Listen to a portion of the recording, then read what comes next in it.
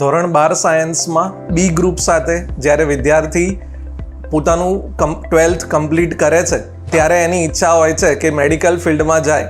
હવે એના માટે એ સમયગાળા દરમિયાન બોર્ડ કરતાં પણ એક નામ કદાચ એના મગજમાં વધારે રમતું હોય છે, એ છે કે નીટ. કેવી રીતે હું નીટ એક્ઝામ સારી રીતે ક્લિયર કરીશ અને સારા સ્કોર સાથે મનગમતી મેડિકલ ફિલ્ડ મળે. એટલે ચોક્કસથી આ એક ડિફિકલ્ટ કોયડારૂપ બને છે.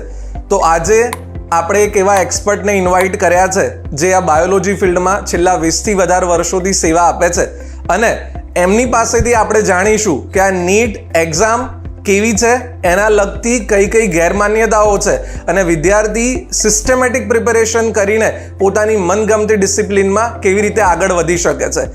Let's welcome doctor Sushil Nayak. Good morning sir. Thank you very much Jignesh sir and book my welcome topic. To our show.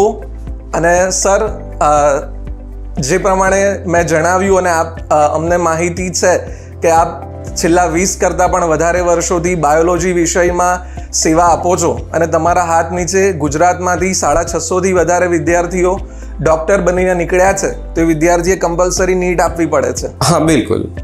એમાં કંઈ એવું છે કે ગુજરાતી મીડિયમ, ઇંગ્લિશ મીડિયમ કે કોઈ પણ મીડિયમના સ્ટુડન્ટ્સે કમ્પલસરી નીટ આપવાની હોય છે? ઇનફેક્ટ ઇન્ડિયાની તો 18 થી 19 વર્નાક્યુલર લેંગ્વેજીસમાં આ નીટની એક્ઝામ લેવાય છે.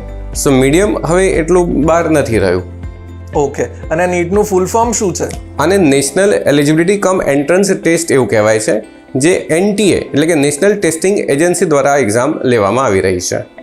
તો એક વિદ્યાર્થી જેનો 12માની અંદર સારો સ્કોર હોય બાયોલોજી સબ્જેક્ટ સાથે, તો એ વિદ્યાર્થી જ્યારે નીટની એક્ઝામ આપે તો મેડિસિન ફિલ્ડમાં જેમ આપણે વાત થઈ, તો MBBS સિવાય બીજા કયા કોર્સિસ માટે આ લાગુ પડે છે? નીટની એક્ઝામને આધારે એડમિશન લેવાય છે મેડિકલ, ડેન્ટલ, હોમિયોપેથિક અને આયુર્વેદિક. આ મુખ્ય બ્રાન્ચ છે જેમાં નીટના સ્કોરને આધારે તમારું એડમિશન થતું હોય છે.